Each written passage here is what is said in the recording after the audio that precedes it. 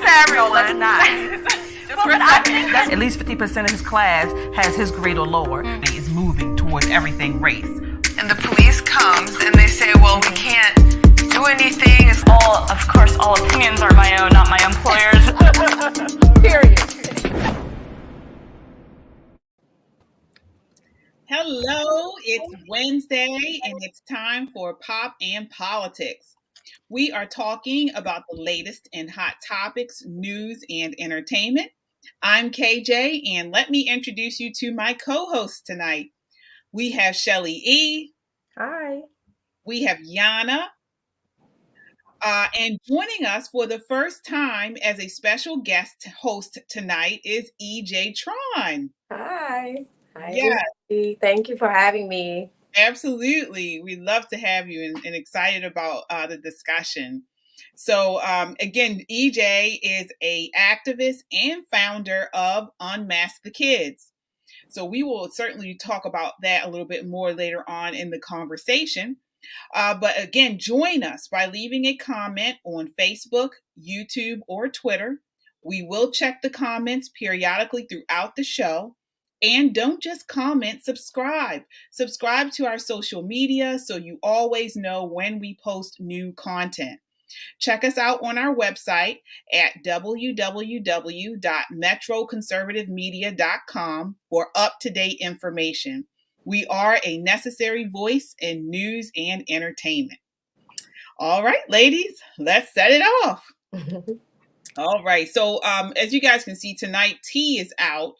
She's out tonight, but she will be back next week.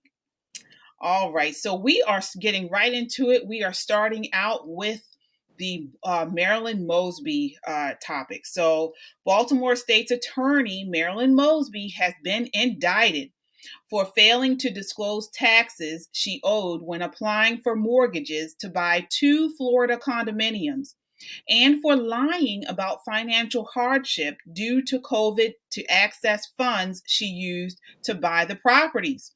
Federal prosecutors announced this last week, Thursday. According to the Baltimore Brew, Mosby also stated in mortgage documents, as the news publication disclosed last March, that she would use one of the condominiums as a second home, qualifying her for a lower interest rate. This statement was false because 1 week prior, according to the indictment, Mosby entered into an agreement with a vacation home management company to market the property as a short-term rental. The 4-count indictment was announced last Thursday by Maryland U.S. Attorney Eric L. Barron and agents of the Federal Bureau of Investigations, of course, FBI, and the IRS. If convicted, Mosby faces a maximum sentence of 5 years in federal prison for each of 2 counts of perjury and a maximum of 30 years in federal prison for each of the 2 counts of making false mortgage applications. Lawyers for State's Attorney Marilyn Mosby, his name was A. Scott Bolden, addressed Baltimore media on Monday of this week, denouncing the federal charges against his client as racially and politically motivated. All right, so ladies, that is a lot to unpack. So I want to start with you, Shelly. Do you feel this is a witch hunt that is racially and politically motivated? So, no, off the bat, I don't think it is a witch hunt, certainly not racially motivated. But I do think we can acknowledge, or at least I can acknowledge, one of the comments or a couple of comments that her team has made regarding being investigated by the feds.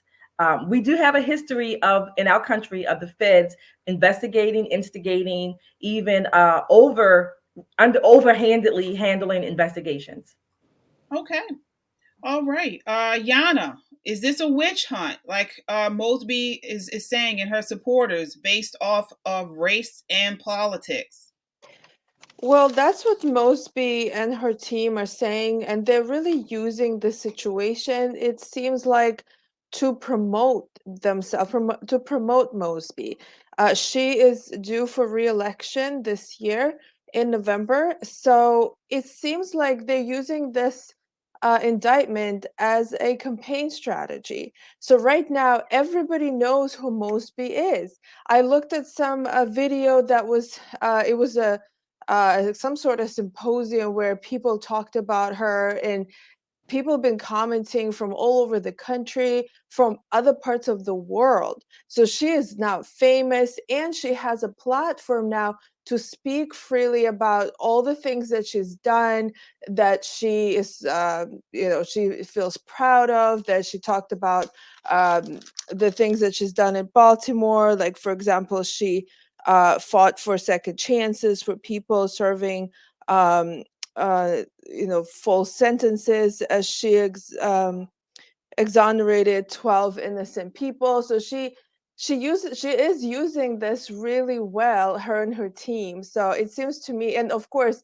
now she's also saying that people are after her. So she mentioned Trump and Hogan. She mentioned Fraternal Order of Police and right-wing media. So she's playing the victim card here and the racial card to get more attention on herself. Okay. What about you, EJ? Have you been following this story, and do you believe that this is racially motivated, these charges against State's Attorney Marilyn Mosby? Yes, I have been following this because it has become a trendy topic. So you really can't miss it. Everyone posts about it. And in my opinion, I do not feel that it is appropriate for her and her team to come out off the bat saying that this is racial or political motivated. How about proving you're innocent first? I'm the type of person, yes, I'll give you the benefit of the doubt, right? Guilty until innocent until proven guilty. So let's not talk about people attacking you. How about prove you're innocent first, and then we can talk about if it was a witch hunt or racial or political motivated. I just feel like a lot of these government officials like to place blame on others instead of taking accountability for their own action, and that seems to be the pattern to me. So right away, it's a red flag for me for her to come out and say that because she's Black. I mean, you are holding one of the highest position. So, and you a Black woman, you a state attorney, you hold the power to prosecute people. So how did you get elected if it's racial motivated, to bring you down? So that's my view on it. And I really feel that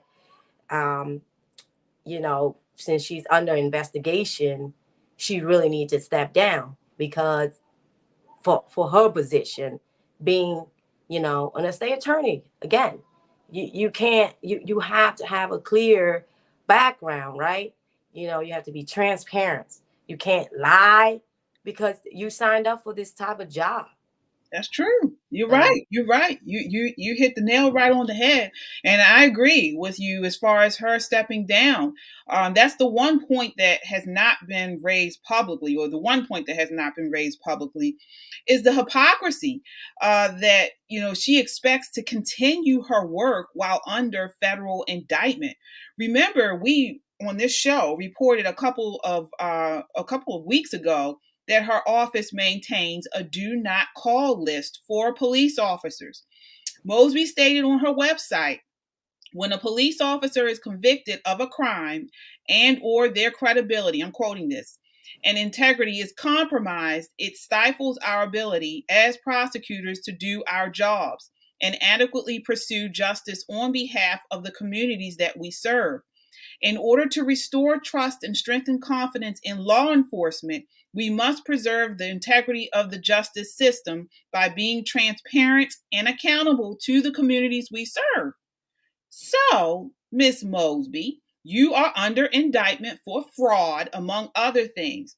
Your practice is to remove officers from regular duty and responsibilities until they are cleared of any criminal wrongdoing.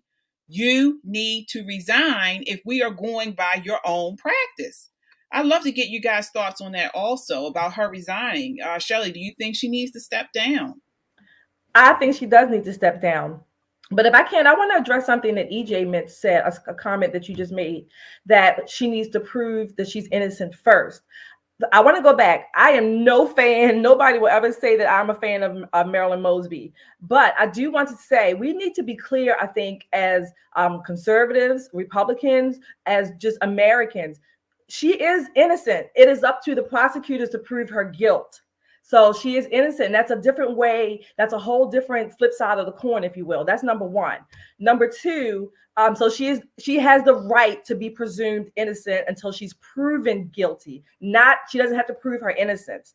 However, I do think on that line that she's talking too much. She and her team. All of these lawyers are not taking their own advice to shut up. To remain silent. You have the right to remain silent. Anything you say can and will be used against you. So again, KJ, you just read her statement from the no call list, or the officer's no call list. And so yeah, she should resign, because now her credibility is definitely being attacked and maligned. And we have proof in about an 18-page indictment of what the charges are. There is no racial animus here, and her camp claims that. But what I would love to ask them, Miss Mosby, you are attacking and maligning Eric Barron on the basis of his race. What makes it any different than what you are doing as a Black woman? He's a Black man. This man has had political ties and positions in Maryland for a long time. So this is not anything. He's not new to this, and this is not a racially motivated animus attack. Yeah, I agree. I mean, first of all, this is a federal indictment brought down by the Biden Justice Department, led by Merrick Garland, who is a Democrat. And certainly wouldn't want to take down a fellow Democrat if there was nothing there. So I don't understand what she's talking about as far as this is politically motivated. She also points out this, she's been talking about these boogeymen for the last week, pointing fingers about her opponents. So the main rival she has in her upcoming election is Ivan Bates. He is a Black man. So I don't see how she's pointing at race there. She certainly is not the first attorney to be taken down in Maryland due to fraud. We have, veteran attorney in Pikesville, Stanley Needleman.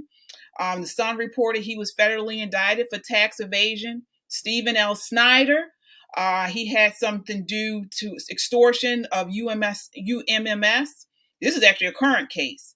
So again, she is, it's not, I don't understand why she's poking at this. Well, I understand why she's doing, because she knows that people are going to get riled up if she claims that this is a racist attack. In my opinion, she's doing a great job with that. Go ahead, Yana. No, I was just gonna say she's using this really well.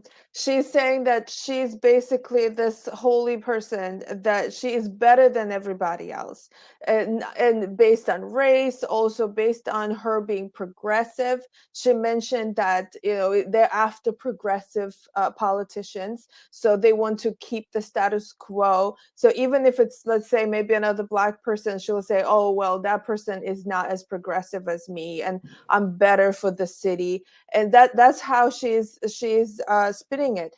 And also, obviously, she doesn't believe that she's guilty, because she herself stopped prosecuting certain offenses in Baltimore, so like drugs, prostitution, other non-violent offenses. So she doesn't believe that she's guilty regardless.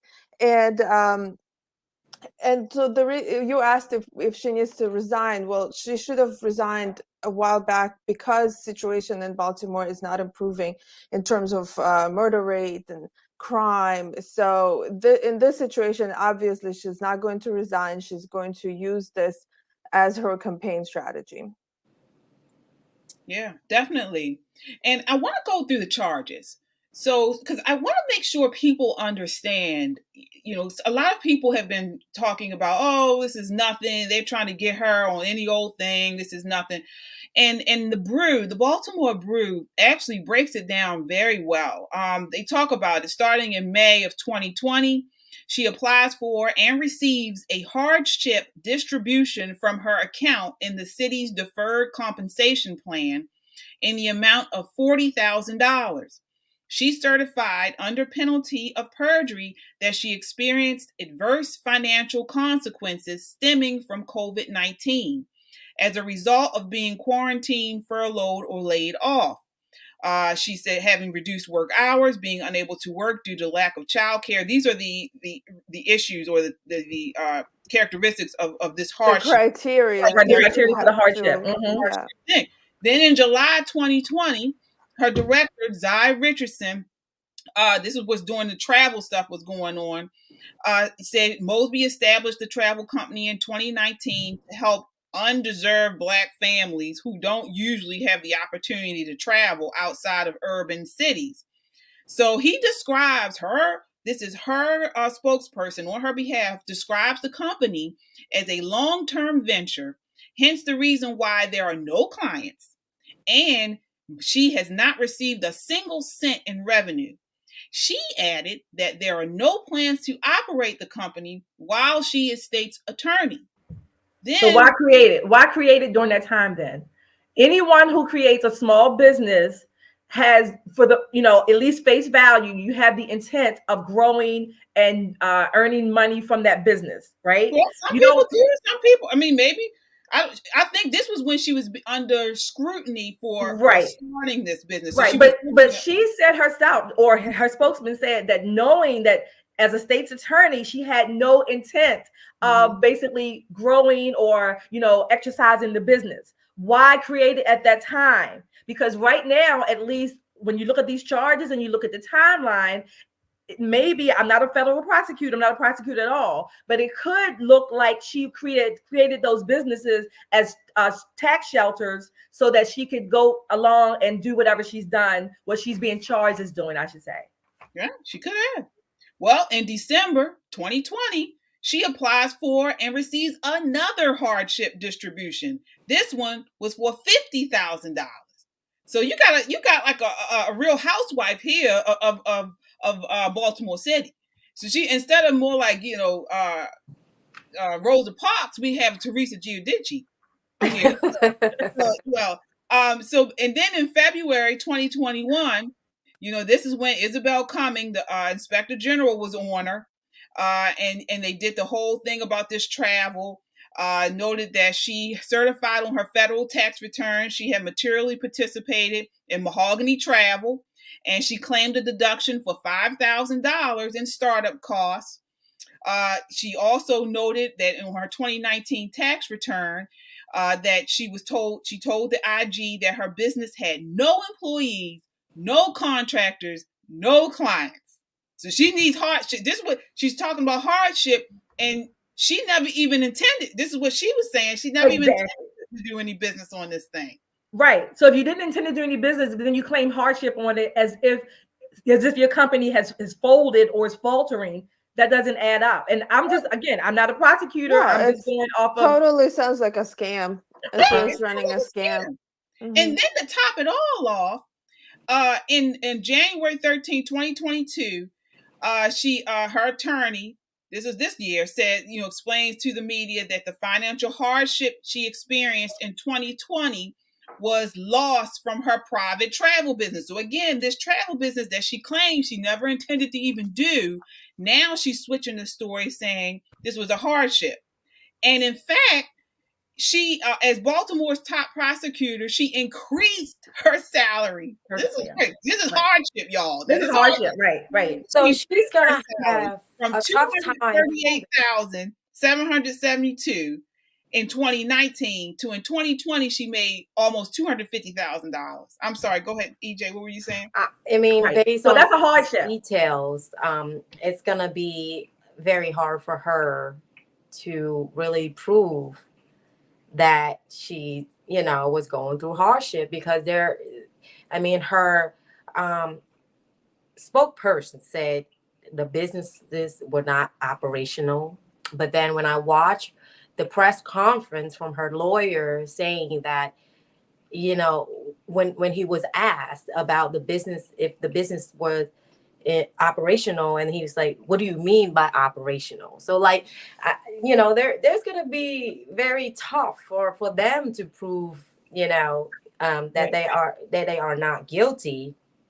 So with that being said, if you are under investigation, that's create a conflict of interest, especially for the job that she's holding. And that's what everybody needs to look at. We not let's not sidetrack and say it's racial, it's political. Let's look at the details. Let's look at all these charges, and let's see how she's gonna prove her innocent. I mean, not saying prove her innocent. They have to prove that she's guilty, but she's gonna have to fight this, yes. But so how she's gonna fight it with all these different details coming out from her own team? Yeah. So, I mean, I'm not saying that she should resign completely, but in the meantime, while you under investigation, it's only right that she's not holding these positions right now. There's no way that she can come out and do her job while dealing with this. You know what I mean? So that's interesting, EJ, because when Catherine Pugh was under investigation or indictment, the city council of Baltimore, all the members of the city council of Baltimore basically gave her a vote of no confidence. And so Catherine Pugh took a leave of absence at least, and she did come back. And eventually, of course, she resigned. She was prosecuted, but not one person in Baltimore city council I haven't heard from the mayor, from any city council representative making a statement or comment on Marilyn Mosby, this whole situation. So what you're saying is absolutely right. At the very least, take a leave of absence. And to your point, as a human being, just as a human being, whether or not you support her or don't support Marilyn Mosby, the stress, the distraction that this investigation is going to take on a toll on her, she's already not giving the attention to Baltimore. What more? She compromised. She's not going to be able to do her job. We've already had 16 murders already this month. She majorly compromised. Yeah, and she's saying that she is experiencing hardship. That's like a slap in the face for people of Baltimore who are actually experiencing hardship of these murders, of poverty, of failing schools. And she is saying she is experiencing hardship with all that money, thousands, hundreds of thousands of dollars that she's been receiving. This made me, you know what I thought about, you guys? When I started reading the list of stuff that she was doing, it made me think, and I don't know about you all, but it made me think of cousins, family members that lied to get welfare. That lie to get supposed to just crazy, just writing, faking stuff or writing down hardship stuff, and you're not going through it, and you're getting the EBT. And she's out here, again, allegedly defrauding the system, faking out, hardship. I know she's making more than most of the people in Baltimore City, and now she's trying to get more money. And why? I mean, why is that? We know she's part of this party scene. When you look at the people that were supporting her at this, at this press conference on MLK, most of them are party promoters.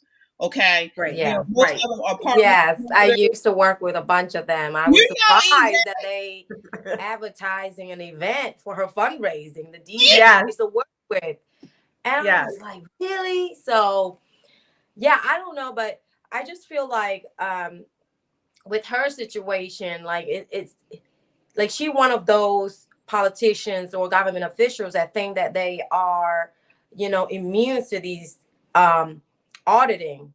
I mean, she's not the only one who has been audited.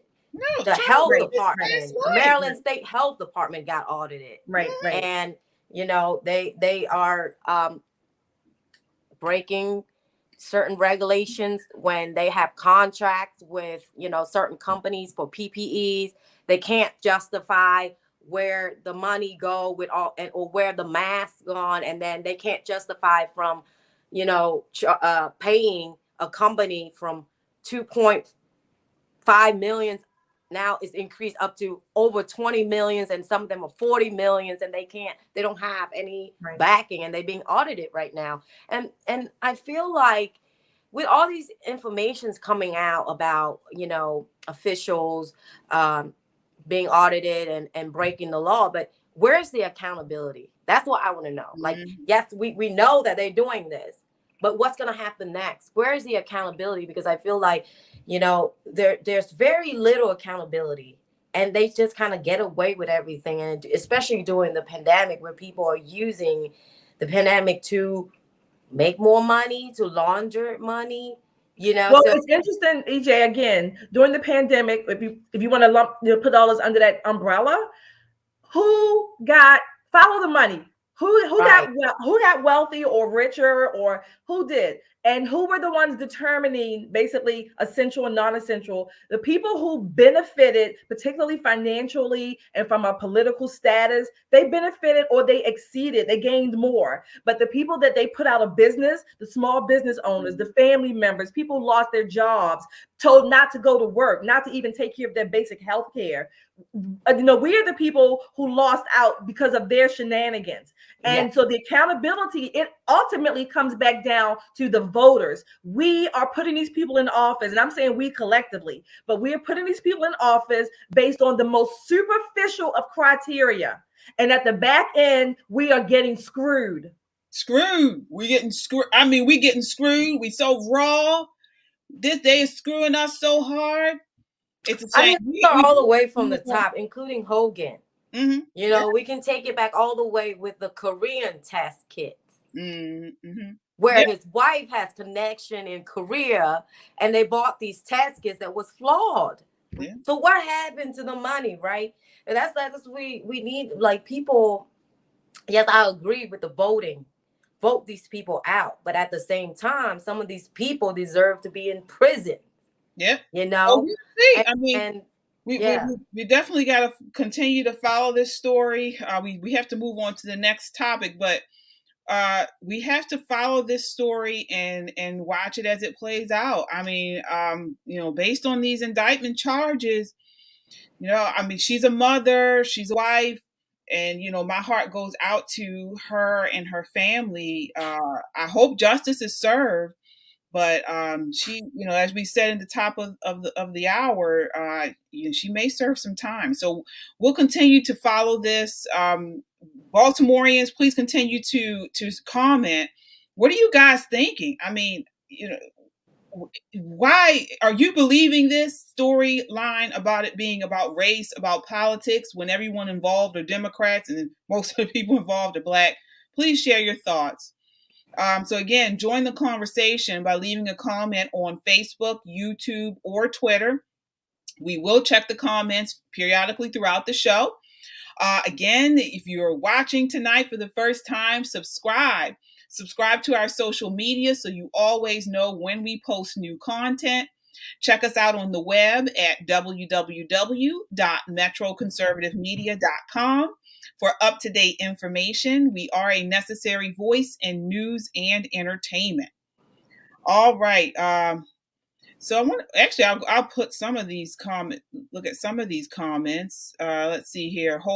Sorry, lost it at we got screwed. We so raw. We got screwed so hard. Yeah, well, we're just saying we were bent over and we were given, the fist.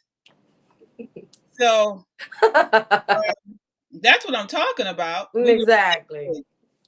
All right. So continuing on, moving on to our next round is our pop-off round. It's our rapid fire round. In 30 seconds or less, the hosts answer a question that they don't know the question that I have for them. So starting off here with Shelly. Shelly, take a look at this clip and share your thoughts on this comment by Biden comparing Martin Luther King and George Floyd. Changed the civil rights movement for the better when they saw Bull Connor and his dogs ripping the clothes off of elderly Black women going to church and fire But even Dr. King's assassination did not have the worldwide impact that George Floyd's death did. Because just like television changed the civil rights movement for the better when they saw Bull Connor and his dogs ripping the clothes off of elderly black women going to church and fire hoses ripping the skin off of young kids. That all those folks around the country who didn't have any black populations heard about this, but didn't believe it, but they saw it. It was impossible to close their eyes. Well, what George Floyd happened to George Floyd, now you got how many people around the country? Millions of cell phones. It's changed the way everybody's looking at this. Look at the millions of people marching around the world. The world. So my point is that I think people are really realizing that this is a battle for the soul of America. Who are we? What do we want to be? How do we see ourselves? What do we think we should be? All right, Shelly. I want to get specifically your response to him comparing Martin Luther King to George Floyd. Is it a good comparison? Do they equate? What are your thoughts? 30 seconds or less. I'm going to say it's tantamount to blasphemy. Okay, it's tantamount to blasphemy. These people, and I'm saying these people, and as far as the left, the Democrats, they never mentioned that during that civil rights period, that most of the people who were doing all of the discrimination and the violence, they were Democrats. Okay, they never say that. They always disconnect that from their party. How dare they, basically abuse and disavow Martin Luther King's legacy and use it for their own agenda. But that's what they do. This is what Democrats have been doing, and this is what they continue to do. All those people across the world or country that they showed, those people are some of the hardest hit people because of the policies of the Democrats, and progressive policies are hurting them in their daily lives. The Democrats, 46, they never put these connections together. They separated and they make white people to be the boogeyman when it's actually them. All right. We are moving right along to Yana. So, Yana, on Saturday, a British man stormed into a Texas synagogue, taking 4 people hostage while demanding the release of a convicted terrorist. According to authorities, the man demanded the release of Afia Siddiqui, aka Lady Al-Qaeda, a convicted terrorist from Pakistan who is currently serving an 86-year sentence in Texas after she tried to kill U.S. service members sent to interrogate her. The left has constantly tried to compare Jew hatred coming out of radical Islam and the global jihadi movement as the same as U.S. white supremacist groups as far as scope, reach, and resources. So my question to you is, do you agree with this equation? How they equate this? Do you think though they're the same, white supremacy and in this jihadi movement, radical Islam and the jihadi movement? Why or why not? No, they're not the same in terms of scope. Of course, the threat can come from the let's say the modern, the neo-Nazis. There's a threat from them as well when it comes to Jews, but it doesn't. The thing with Islamic terrorism is that, first of all, we have entire nations that preach Jew hate, Islamic nations. We had parties in the Arab world say that Jews need to be driven into the sea. And they speak about this openly on public forums. You see this, you can hear it in the mosques.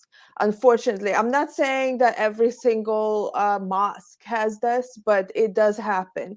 And this is a much, much greater threat. You can easily, in fact, they're not being censored.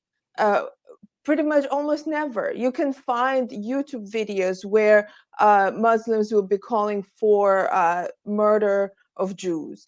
And if it's a neo-Nazi, they would be censored very quickly, but an Islamic one would not. So allowed to proliferate in this country. So it's definitely is a much greater threat than neo-Nazis, and also they're being ignored by the general public, by the authorities. They're not being stopped. All right. All right. Moving right along to EJ. So many have compared policies such as the recent mandates, compelled speech, and lockdowns to socialism. You immigrated here from Vietnam, I believe, a socialist country. Are these people reaching, or do you see similarities?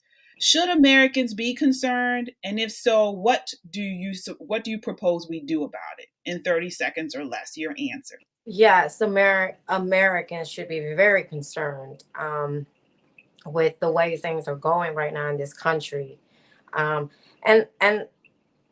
people know me from fighting the mask on the kids, and I have said this before. This is not simply just about removing the mask. Okay, the mask. I mean, even President Biden and Dr. Fauci say it's symbolic for us to wear a mask.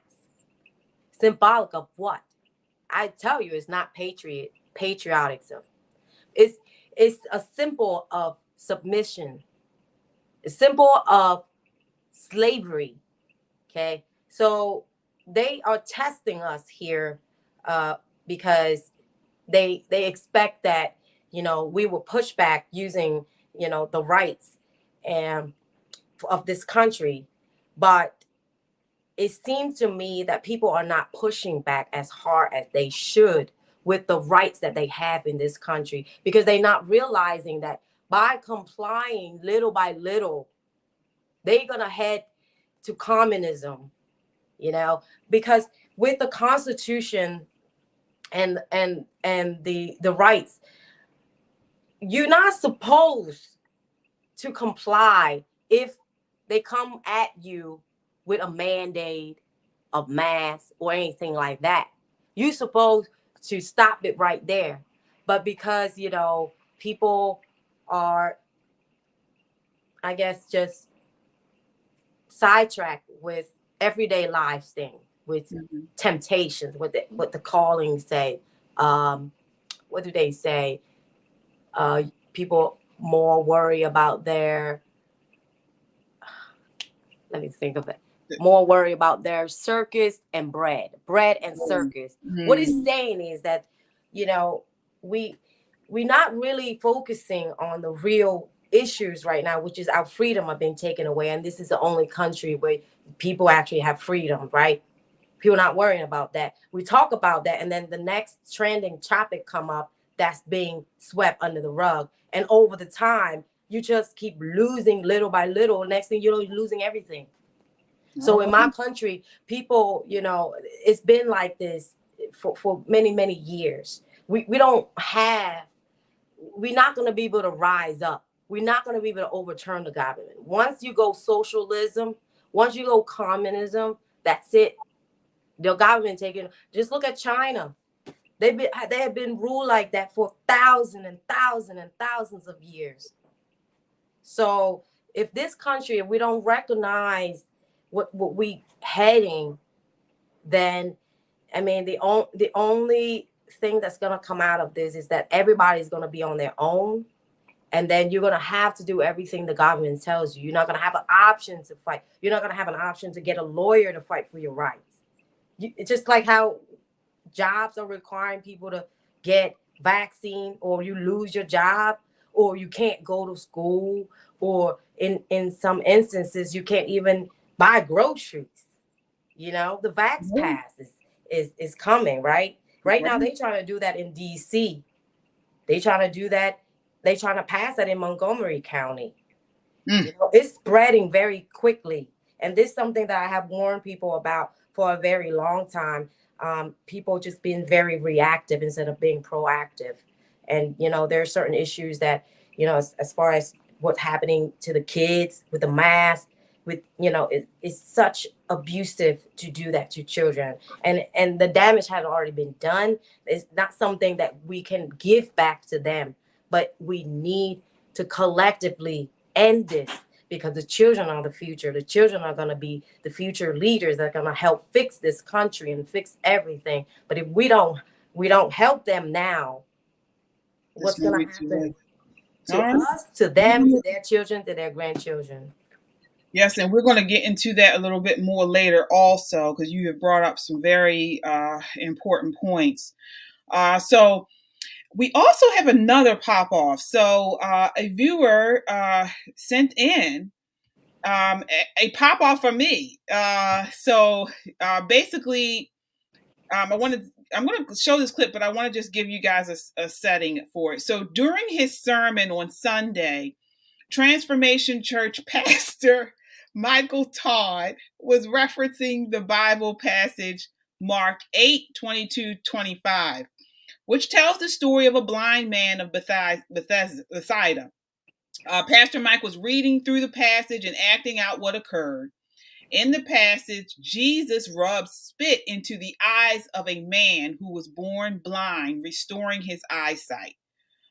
Take a look at this clip.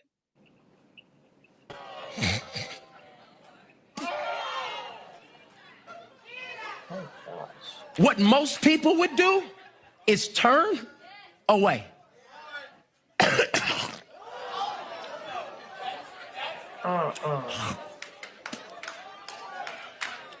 the vision I'm about to give you, it might get nasty.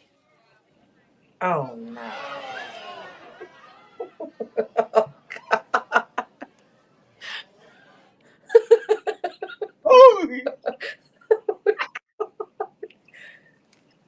That's disgusting. I'm sorry. My God, why did we have to see this? Yeah, so this video went viral. As you saw, he cupped out his own spittle in his hand and rubbed it across. That's his brother. It was snot too. It wasn't just. Yeah, well, Hulk. It was the Hulk. The Hulk spit. Yeah, so he rubbed it across his face. That's his brother who he rubbed it across. This video went viral. His actions were met with groans from the audience. As he said, what I'm telling you is how you just reacted is how the people in your life will react when God is doing what it takes for the miracle. So this was submitted to me, which I generally don't do pop-offs, but someone asked me to pop off on this. So initially, when I saw the video, I was disgusted. And I'm not one to cringe, I'm not one to get grossed out, but it was nasty. And I was just like, this is disgusting. This person is really, they just want to, get a viral moment or what have you. But then I went, because again, context is key. And this is something we always talk about on this show. Don't just go off a clip, read the whole news article or watch the whole video to get exactly what is going on in a clip or which is what I did. So I sat and watched his whole sermon. And again, I don't know this man. I don't know, I've never heard of him. I am Christian, but I don't really watch Christian pastors on TV. But I kind of get what he was doing. And if you watch the whole clip, if you watch his whole sermon, he acted out the whole thing. He was acting out. He read the passage in the Bible, and each step he was talking about vision. He was talking about God giving people vision, and it's a very hard process. And sometimes when you're first giving it, you're not ready for the vision. You're not ready for what God has in store for you. And he talked throughout the whole. It was actually a good sermon. I mean, I was actually captivated up until he got to the cold in his throat and the hawk spit. But I think he did take it too far with that. But I know you guys are going to be surprised, and please comment your thoughts. I thought that I understood what he was trying to do. He was basically, because that happened in the Bible. I mean, God used his spit and rubbed it on the blind man's eyes. Now, I'm sure he didn't hawk spit, That man, maybe he had some type of asthma or something, some type of respiratory situation where he has so much phlegm in him. But I understood what he was doing, and so he has since put out an apology video, basically saying he apologized. He realized that he did go too far with that whole, the hawk spit and stuff, but he was trying to show that sometimes when God places vision on you, it's difficult to follow through with it. So that's my pop off on. Okay, that. My foot is shaking. My foot is shaking. So, first of all, comment from Hope Faz is funny. Right. First of all, Jesus did not spit in a man's eyes. Jesus put his spit in the dirt and made mud first. Number one, if you want to stick to the scripture, let's stick to the scripture. We're talking about the truth, right? Whether or not it was gross, or maybe I think what Jesus did was gross too. Don't get me wrong, but that's not what Jesus did. He didn't hawk spit and put spit on this man's eyes. Number one. Number two, the man that Jesus put the mud on, that he made, was blind. This joker, his brother, is not blind. Number one. He was using the. I know. Wait a minute. That's my third point. These transformational, as they call themselves, these transformational pastors, I call them charlatans. Okay, these televangelists are taking taking for granted, taking luxuries that they don't have. They are making a show. They're doing this for entertainment. The Bible doesn't need to be brought alive, so to speak, like that. That's not the case. Well, this is that's for you. That's how you a bastardization of the scripture. That's how you receive it. But these transformational characters. Everywhere you hear the word transformational, progressive, all of these characters, they cause more harm. And I think what he did was damaging to that body, those desperate, even the article that I read, the people, he said he's something trying to get desperate people. The people in his audience, his congregation, he is abusing and misapplying the scripture. He's not Jesus, number one. If anything, Jesus was God in man form. So if anything, Jesus' spit was pure. That's true. But he wasn't saying he was Jesus. He was showing people who may need a visual of it what exactly occurred. And he was really if people can get a visual, they can read the Bible, but what he did was, again, it was more for him. It was this, like I said, this transformational entertainment. That's what it was. It was not a theology being brought to life. This was entertaining the masses, tickling the ears, and in this case, spitting and hawk spitting in a man's eyes and face. If I was in that church, I would file charges because I'm traumatized. I'm very impressionable, and this will never leave my mind. Ever. I'm nauseous. I'm going to be nauseous for days. It was nasty. And I think the nasty part was when he had it hanging from his face. That went too far. He had it hanging from his face, so he had some type of bile.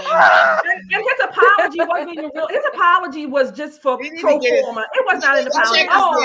Only thing I have to say is, obviously, there's no COVID restrictions at that church, right. So that's the only positive thing you can did that. I mean, that's a bit too much.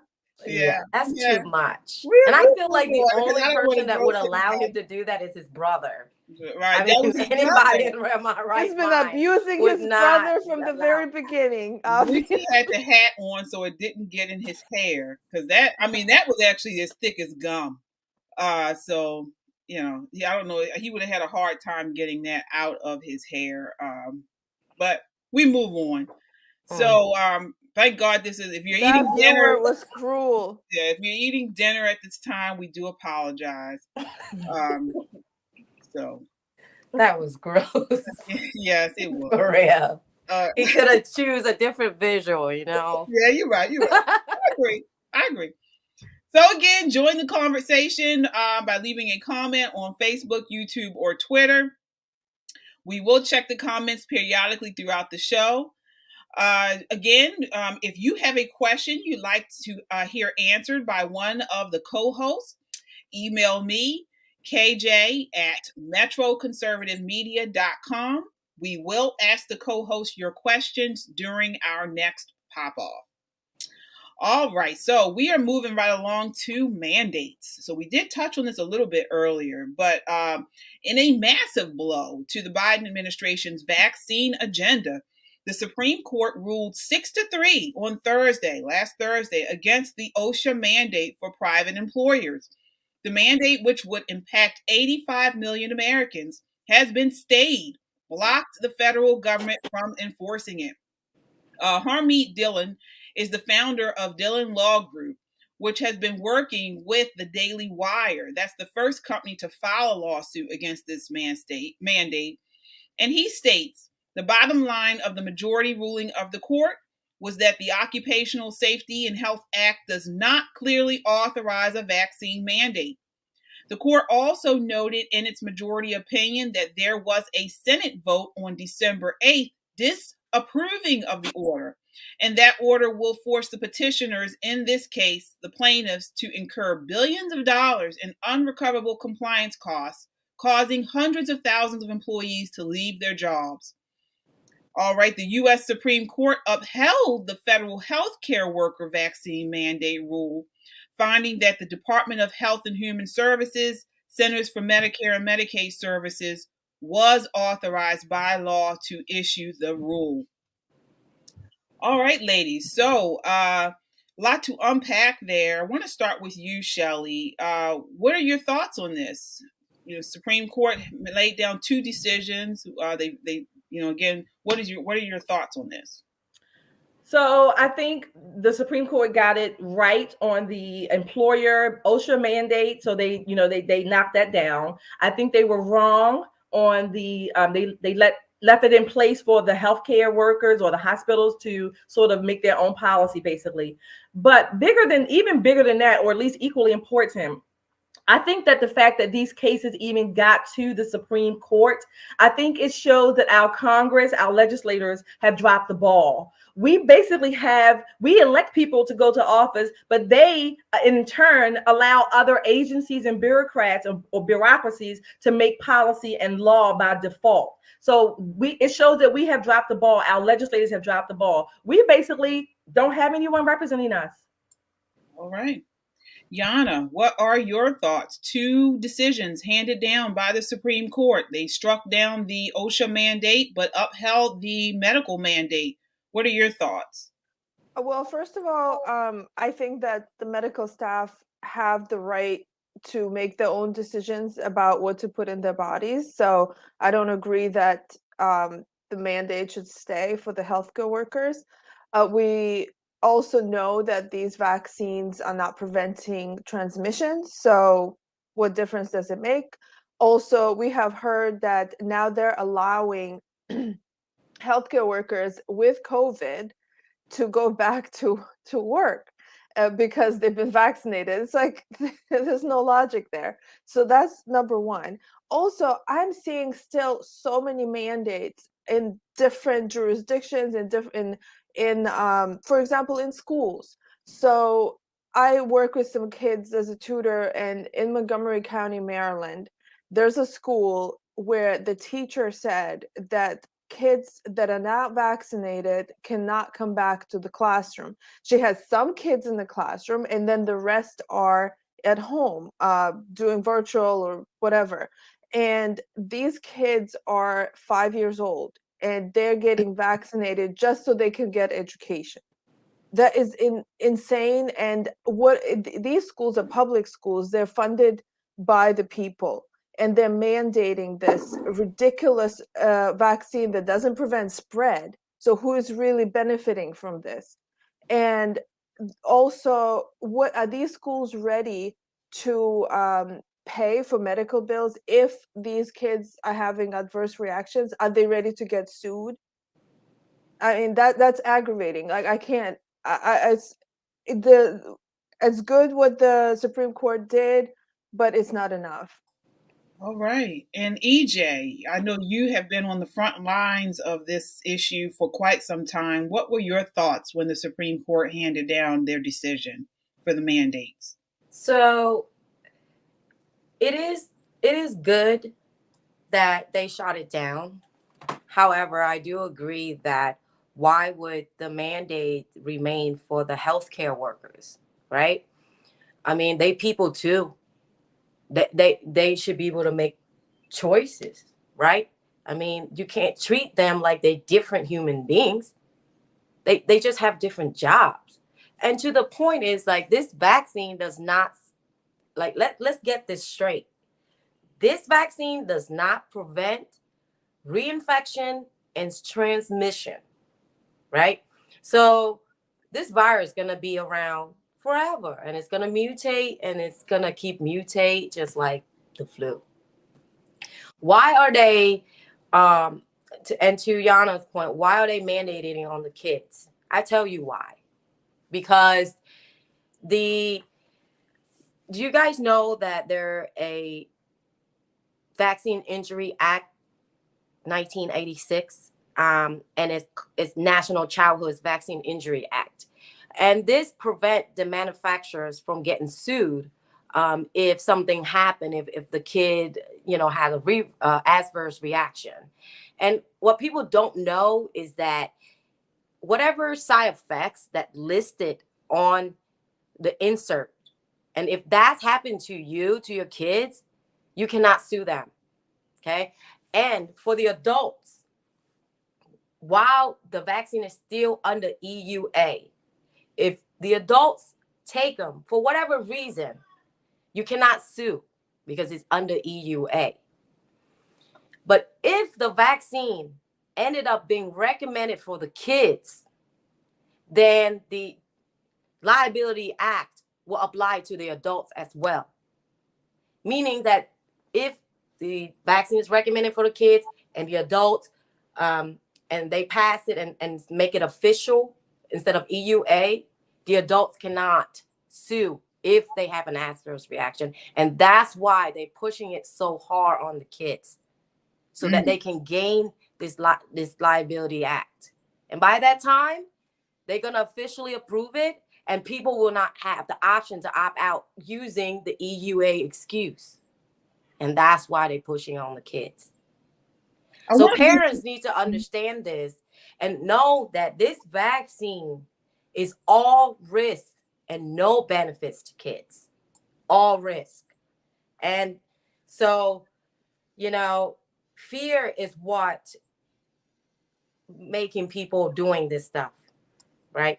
Like fear is what motivating people to get vaccine, even though the fact is this virus have a 99.9 whatever percent of survival and recovery. But we're not looking at that. We just all about vaccine, and this is all money. It's all big business money. Vaccine manufacturers make billions and billions of money. Mm-hmm. So, yeah. And I want to get a comment here to just follow up with what you said. So, specifically about the medical mandate that was upheld. So, we have here Hold Fast says the problem with SCOTUS striking down the healthcare worker mandate is that it opens the door to challenges for the flu vaccine, a big can of worms.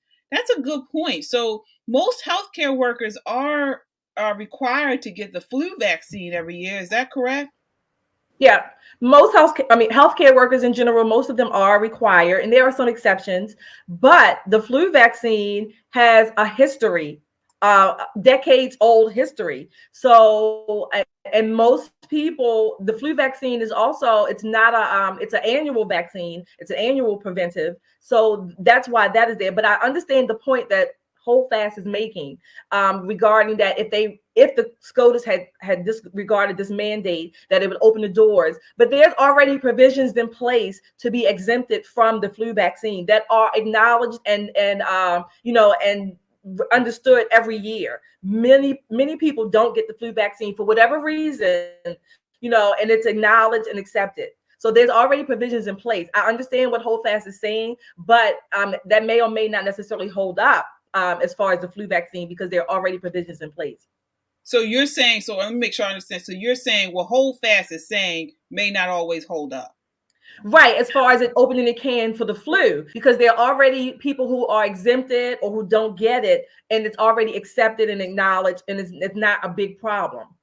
Okay. And the flu vaccine has a history already. So I understand what he's saying, that they may be thinking that it could open the door, but there are already provisions to address those who don't have the flu vaccine. And pretty much no one is fired from not getting it. You have the legitimate reason why you don't, whatever those reasons are, and they're generally accepted.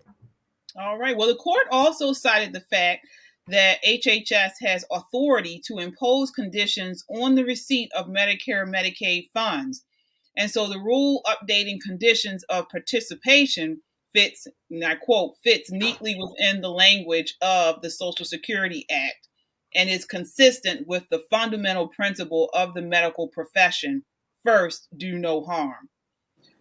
So that's what they. So that's key. I think that's the more important key. Follow the money. So for most hospitals are receive and or accept Medicare and Medicaid funding, or reimbursements, insurance, however, whatever the language is. So that's the key, the Medicare and Medicaid funding, and that's the hole or the loophole that they're using to justify this mandate. But factually speaking, to my knowledge, there have been no documented cases of healthcare workers transmitting COVID-19 to any patient. There have been no hospital workers where there's been an outbreak of COVID-19 and it's spreading rapidly through the hospital. Not one case that I'm aware of anywhere, as for a matter of fact. Okay, have hospital workers been sick individually? Yes, but there's been no case where hospital workers have transmitted this disease to patients. In fact, hospital workers have cared for patients even when there was no vaccine. Even before, in some cases, some people allege that that this started in 2019, even before COVID-19 was officially on the map. And they have cared for people up to even to present day who have COVID-19. So Yeah. this is not a weak argument. I understand what they're saying, but I'm going to say follow the money. It's completely absurd. I think people have lost their minds. This is like a psychosis. This is a cult of the vaccine, because it doesn't make any sense, any logical sense. If they're saying take the vaccine because if you get COVID, you won't get too sick. That's a treatment. That's not a vaccine. And that's for me to decide whether I want that treatment for myself. If I think that COVID is such a threat to me, then I have a choice to take the vaccine so I myself don't, have a terrible reaction to COVID and don't die. But how is that translate to me being a threat to somebody else if I don't take the vaccine? I mean, you take the vaccine, then it helps you survive, whatever. But I can take the vaccine and still catch COVID. It's just not going to be, a massive COVID. I will still be coughing. I may still be sneezing on people. So like, I can still transmit it.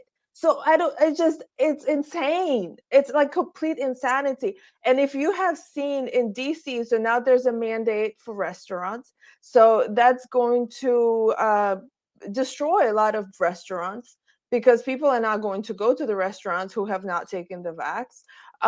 Also, there's a CVS in DC that had a sign saying that the vaccine is required. They were still letting people in, but they were saying, well, we might have to stop letting people in. A CVS, a pharmacy. So they're literally telling people that you can't get your medication, your life-saving medication, for whatever reason, because you haven't taken this. This is like, it's a cult. Mm-hmm. Mm-hmm. Yeah. It is I just feel that people really need to sit back and think about this, because there's really no justification to force people to get this vaccine if it doesn't stop the transmission, it doesn't stop the illness. And I understand the talking points where people say, oh yeah, you get this and you won't get as sick. How do you know? This is just something that you have heard. You don't know if you're gonna get worse if you didn't have this vaccine or not. But that seemed to be the talking point, right? Their justification for requiring this vaccine. And like Yana said, if I have to get it every 3-5 months, it's a treatment. It is. I mean, yes, people want to call it vaccine. That's fine. You can call it vaccine. But we know that the old definitions of a vaccine is immunization, which is prevent you from get reinfected, is prevent you from catching the virus again, and then give it to other people. But they changed that definitions, just a year, like less than a year ago, to fit the definition of this jab. And so I feel that even with the flu vaccine, even if people believe that it's very safe, it still shouldn't justify the mandate, because why would you mandate something on my body that you say is going to help me? Why can't I choose that as a human being? And Right? something you said also about definitions. So I believe it was either last week or this week, Merriam-Webster Dictionary changed the definition of anti-vaxxer. So previously, it was supposed to just mean someone who was against vaccines. Now they have added in an anti-vaxxer is also someone who is against mandates. It's pretty It's not crazy. the same. Anti-vaxxer, anti-mandate are two different things. Well, that's what they have put it in a new. If you go check it yourself, it's the person who is against regulations on vaccines is also now defined in Merriam-Webster Dictionary as an anti-vaxxer. It's political. That's all what you political. call rewriting history. It's That's political. totalitarianism. This is putting a label on a group of people who want to oppose totalitarian regime. Mm-hmm. Yeah, we're seeing it. We're seeing it front and center, and you all who are watching are seeing it too.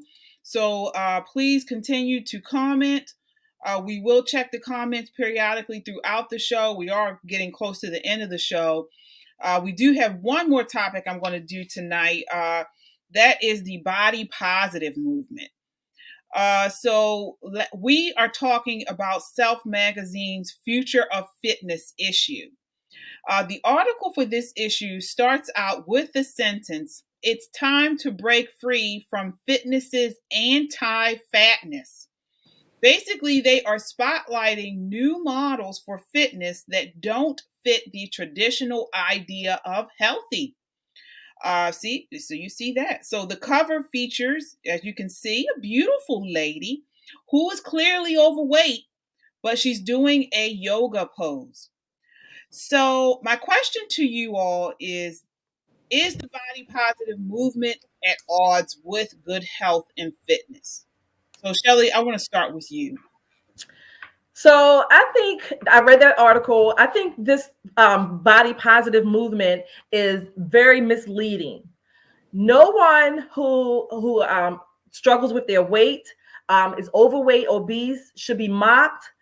They should not be, denigrated, embarrassed. They are a human being, and hopefully they are working to improve their fitness, their health, whatever.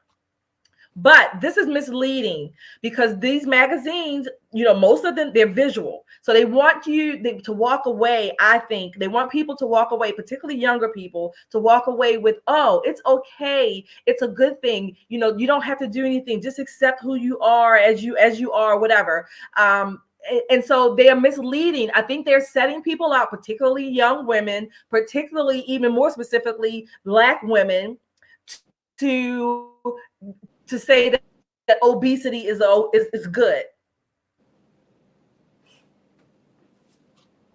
All right, moving right along, Yana, what are your thoughts? We see this model here. She's a heavy-set woman, but she's able to actually lift her leg till it touches her face. Well, she's flexible. I mean, just because overweight people can be flexible too. But my question is, if these are models, are they allowed to lose weight? So we had a situation, everyone knows how in the model industry there were these super, super skinny models, very unhealthy, and they had this bulimia, they would like not eat, and they're very unhealthy. And everyone, pretty much everyone agreed that it was a toxic industry that they're working in, and people have been saying that that's not right.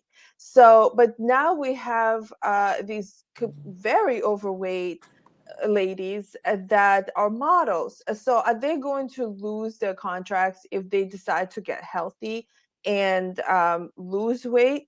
And also, these women are actually obese. They're not average weight.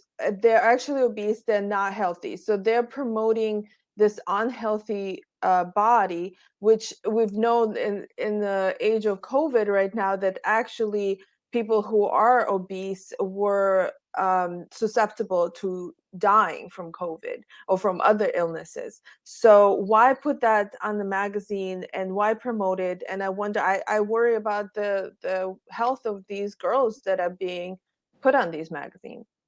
All right. And I want to move to you, EJ. I know you are pretty avid health and fitness person. What are your thoughts on this? Is this body positive movement at odds with good health and fitness? So yes, I'm into health and fitness. For a long time. That's just something that I dedicated myself to because I believe in good health. And it's not about just, it's not about, to me personally, it's not about the shape of the body is why I'm working out or eating healthy. And the thing is, people need to realize that we all built differently, right? We don't have the same genetics. We don't, some people thick bones, some people skinny bones, some people, whatever shapes you have. But to me, it's more important that you feel good and healthy from the inside first, right? No matter what you look like. The positive body movement is a business. People need to realize that everything you see on TV, all the marketing, all the commercial, the movie, it's all a business. So this body positivity is a business. Okay. I have a friend who used to major in marketing, and she would tell me that they would be taught to, basically what they do is they destroy people's self-esteem. They make people feel bad about themselves. They convince people that, you are no good, that you're going to need our product. So, it's not just on the surface that they showing you, oh yeah, we are progressive. We embrace all the body and this. It's not about that. It's about what they're trying to sell, right? Just like Facebook. They making money on our emotions, okay, our data, right? We tuning in. They have things to where it make people outraged and people tuning in, more views, more, so that's how they make money. Same thing with the body positive movement is how they make money off a certain population, but at the same time they misleading them, to misleading them and not really explain to them what real health is about. I'm not even gonna talk about the weight or the look. I'm talking about, do you feel good inside? Do you have energy to do things? Can you walk up the steps if you need to? Like those type of things, right? So that's what we need. Like we need to talk more about how to be healthy instead of like, okay, let's accept everybody. Like, no, it's part of a business. That's right. The people who selling this are making money. That's to me, that's what it is. It definitely at odds with the health and fitness industry because you have one side where you go on Instagram, you have all of these, influencers, showing all these workout videos, and then you have somebody like Lizzo, you know, who has this big platform, millions and millions of followers, are telling people it's okay to be, you know, big and unhealthy and celebrating weight gain. Like, you know what I'm saying? Yeah. She also doing a business. I'm sure the pharmaceutical companies are loving this. Oh yeah, yeah. Yeah, because Yep. these are the people who are going to be buying their drugs to stay Yeah. alive. Yeah. So Right. yeah, you're right. I mean, it could be a business, and It's it's something all a to business. promote to Telling you people everything they to, telling you. don't worry, don't get healthy, don't eat, because I mean they're showing these fitness people, so maybe they are doing some fitness, but obviously they're not doing something else to get better. Like they're not eating right, most likely. So they're completely missing that part of the puzzle, how to get healthy. Right. Well, And speaking of a business, Yana and EJ, speaking of the business side of it, with business comes economics, right? So what I say this is misleading, because even in that fitness article, whatever the article was, they're not talking about the economic cost of being obese and overweight. So what happens is that sometimes, or a lot of times, people don't even think they're overweight, and so this is how this body positive movement fits in. They obscure the facts. Because of medical technology improving, because of insurance paying a lot of hospital and medical costs, people are not feeling it individually out of their own pocket. So they don't feel the cost of their own weight or health, or the lack of health. They don't feel it. They don't see it, because it's out of sight, out of mind. Then you have the other business side, the magazines, all of the commercial prospects, and they're promoting these things as if it's like EJ said, or Yana said. It's okay. It's a good thing. Just because you are big boned or whatever is an excuse for you to not, have a healthier weight that doesn't have as much economic cost on the whole of society. Because guess what? We're paying those bills. We pay the bills on Medicare and Medicaid when people go, even our insurance rates, if people are using the hospitals because of their weight related chronic illnesses. yeah, We have and a comment here. bones are not in your stomach. So these girls have these big bellies. Those are not bones. I know people who have like thick bones. That's not it. So yeah, they are not healthy, and they will feel the weight if they start walking up the stairs. And we have a comment here from Giovanni Patterson, and he is a male. So I want to get your comment, your reaction to a man commenting on this. Isn't a major part of fitness diet? Does she work out and then eat whatever she wants? And so that's something too, where people are also commenting on men commenting on the the way these women look. Do you guys feel a certain way about that? Do you take issue with men commenting on women's bodies, as this Giovanni Patterson has done tonight? No, I don't take issue with it. I think we need to be honest. So we all know women have different bodies than men, right? We know women have a little bit of extra fat in different places, and all that stuff. We get it. Diet is a part of fitness. It is not the only thing. And there are what happens is that a lot of time when people become overweight, and then they have been overweight for so long to the point of obesity, it's a lifestyle. It's out of sight, out of mind. Their bodies, they don't understand the hormonal and the metabolic mechanisms that are going on in their body, and it is a learning process. I applaud people, even if they're overweight. I want them to go walk or go to the gym, whatever. That's a good thing. We should be encouraging and applauding that, no matter how big they are. Those are good things, right? I've struggled with weight. I've gained and lost weight and gained and lost weight. So I want people to have a lifestyle where they are working at reducing their weight or their obesity. So diet is a part of it. It's not the only thing. All right. And women do comment on men and their bodies, on their clothing, on their hair, and their everything all the time. So men are human beings, and they have a right to comment on whatever they want.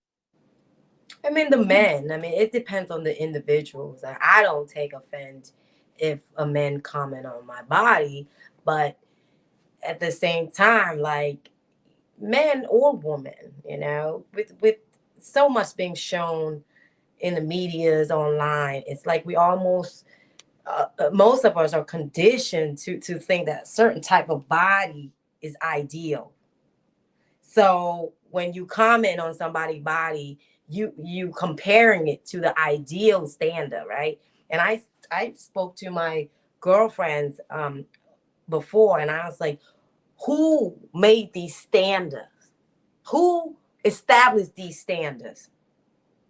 Not us, right? It's the company that's selling these things.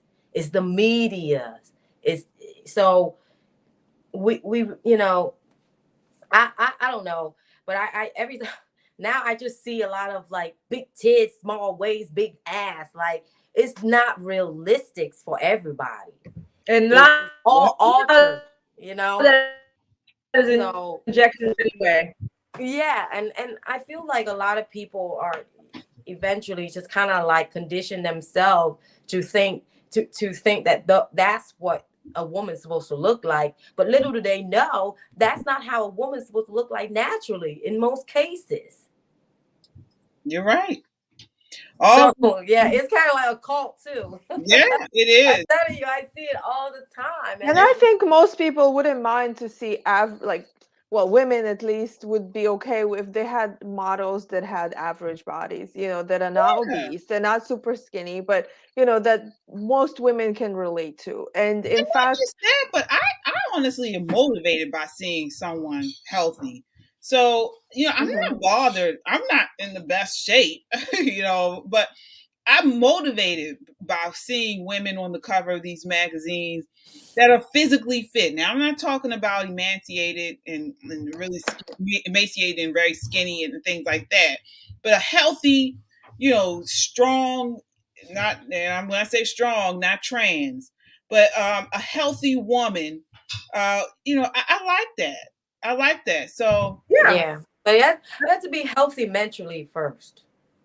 That's true. Because that's well, sometimes translating your to body actually, the body. when you work on yourself, that helps to get your Right. mental state in order as well. I mean, sometimes you see like models or somebody good looking. They may not be happy up here. Right. You may not know what they have to go through to achieve that look. And that's what I mean. You know? These obese ladies, I mean, what if they have to like eat butter, when they get home in order to stay, to keep these contracts with these magazines? Oh, I see. That's So it's damaging too. We were talking about the magazines. I looked up a couple of ladies that were on the cover, and I remember I think it was Cosmopolitan in 2016, and in I think 2021 there were some ladies, and they were normal size women. They were not obese. They were not anorexic and bulimic. They were talking about they just had healthy looking bodies, normal. They had curvy, a little bit of fat in different places, but they look like normal women, average women that a woman, any of us could relate to. So, but today we're going to the other extreme. Nobody wants to offend anyone. And so we either go, you're too skinny and anorexic, or you're obese and it's okay. No, it's not. There's a middle ground that we need to all seek. All right. And all part of, business. That's Telling you, everything they doing, everything they selling, everything they showing you is all part of a business strategy. That's why you see so many different things. That's true. You see people celebrating being big, people celebrating being small, people celebrating being tall, like all kind of stuff. And then always somebody selling something to you. That's true. So you gotta, and I think now too, especially during the pandemic, people need to be more realistic. Mm-hmm. Be more realistic with themselves, with their environment, with everything that's going around. Instead of indulging yourself on media and believe all these make believes that they showing, because I'm telling you, it's all deception. Right now, I'm sitting here behind me. You look like a nice little wall with lights and stuff like that. Little, my house might be a mess. But I come on the screen, I'll show you the best of me. And that might not be the best of me. Right, you're right. So, yeah, that's what it's all about. Just being yourself, being honest. Me, for instance, this background you see here, my house is a pigsty. Yeah. But, yeah, it is what it is. No, that's real. real. I tell everybody all the time. I say, Right. what you see is not what you get these days. Never, never. You know what I mean?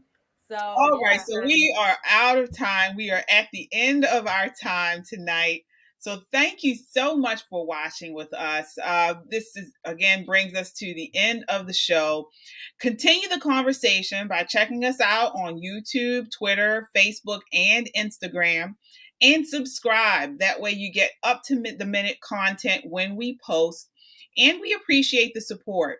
We are an independent media, and each time you subscribe, it helps to make our voices that much stronger. Again, we are a necessary voice in news and entertainment. Check us out on our website at www.metroconservativemedia.com. Before I let you guys go, any announcements or any events that you guys want to let the audience know that are coming up? Specifically you, EJ, do you have anything you want to share? So yeah, there's a big rally going on the weekend that a lot of us are going. But in the future, we are going to have, I mean, when the weather get warmer, we're going to be out on the streets more to educate people about the issues.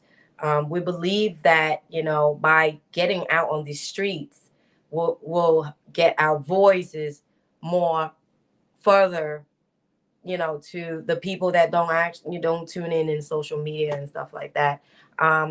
There's not an event coming up soon, but there's some in the work, and I'll keep you updated, you know, about these things. And Well, so the event you mentioned this Sunday is called the Defeat the Mandate rally, and there's going to be a lot of speakers from all over the country coming in. This is a gathering of people of all backgrounds and all parties that oppose the vaccine mandates.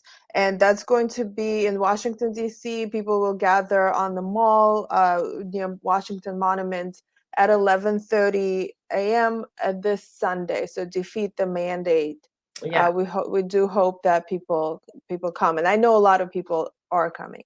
yeah, and especially it's important right now for us who live near DC to do our part, because people are flying in, paying hotels and Exactly. houses and transportation just to attend this rally. So it's major. And also I do feel that, you know, I wanted to mention that in Britain right now, I think starting tomorrow, they're going to end all their COVID protocols, such Yes. as masks, testing, and even vaccine Vaccine. passes. Yeah. So according to Biden, the British are not patriotic. Yeah. They Yeah. So yeah, I'm hoping that it's gonna spread here, because and that's what this rally is about, is to push back the mandates, and especially in America, we have to take a lead on freedom. Absolutely. All right. So that brings us to the end of the show. Hopefully we will see you there on Sunday. We will all be there. So definitely raising our voices to push against these mandates. Again, we look forward to seeing you also next week here at 8 p.m. Until then, count your blessings and live a life of purpose. Good night. Bye bye.